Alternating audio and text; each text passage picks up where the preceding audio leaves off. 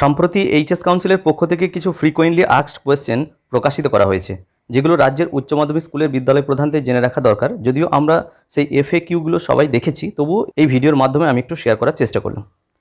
তো আজকে মূলত প্র্যাকটিক্যাল এবং প্রজেক্ট মার্কস নিয়ে যে সমস্ত পরীক্ষাগুলো রয়েছে সেখানে কী কী কোয়েশ্চেন রয়েছে আর তার অ্যান্সারের সাপেক্ষে কাউন্সিলের পক্ষ থেকে কী বলা হচ্ছে সেইগুলো আজকে এই ভিডিওতে তুলে ধরার চেষ্টা করব। তো ক্লাস 12-এর যে প্র্যাকটিক্যাল এক্সামিনেশন অর্থাৎ ব্যবহারিক পরীক্ষা কোথায় অনুষ্ঠিত হবে? তো বলা হচ্ছে নিজস্ব প্রতিষ্ঠানে অর্থাৎ ওন ইনস্টিটিউটে এইগুলো অনুষ্ঠিত হবে, এই পরীক্ষাগুলো নেওয়া হবে।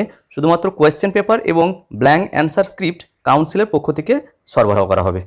প্রজেক্ট এবং প্র্যাকটিক্যাল যে পরীক্ষা সেগুলো কখন পরিচালিত হবে?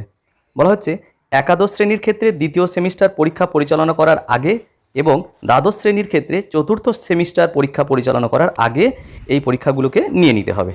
একাদশ শ্রেণীর যে সেমিস্টার 1, সেমিস্টার 2 এবং যে প্রজেক্ট এবং প্র্যাকটিক্যালের যে মার্কস সেগুলো কিভাবে এবং কোথায় জমা দিতে হবে?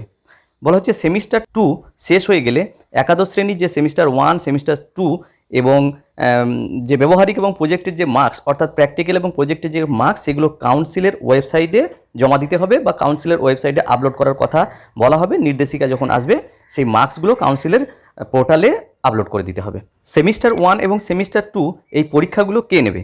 বলা হচ্ছে সংশ্লিষ্ট স্কুল সেমিস্টার 1 এবং সেমিস্টার 2 এই দুটো পরীক্ষায় স্কুল নিজস্বভাবে পরিচালনা করবে। সেমিস্টার 3 এবং সেমিস্টার 4-এর পরীক্ষা কে পরিচালনা করবে? বলা হচ্ছে সেন্টার ভেন্যু যে কনসেপ্ট সেই অনুযায়ী কাউন্সিল 3rd এবং যে 4th সেমিস্টার সেই পরীক্ষা পরিচালনা করবে। তো এইগুলো মূলত রয়েছে সেমিস্টার 1, 2, 3, 4-এর যে প্র্যাকটিক্যাল এবং প্রজেক্ট পরীক্ষা পদ্ধতি কখন কিভাবে নেওয়া হবে, প্র্যাকটিক্যাল প্রজেক্ট মার্কস এবং সেইগুলো কিভাবে কোথায় জমা দিতে হবে এই সম্পর্কিত কিছু প্রশ্নোত্তর রয়েছে। আমি ভিডিওর মাধ্যমে তুলে ধরার চেষ্টা করলাম। যদি ভিডিওটি ভালো লাগে এবং কাজে লাগে তাহলে অবশ্যই লাইক, শেয়ার এবং কমেন্ট করা যেতে পারে এবং চ্যানেলে সাবস্ক্রাইব না থাকলে চ্যানেলটি সাবস্ক্রাইব করে রাখা যেতে পারে। সবাই ভালো থাকুন, সুস্থ থাকুন। ধন্যবাদ।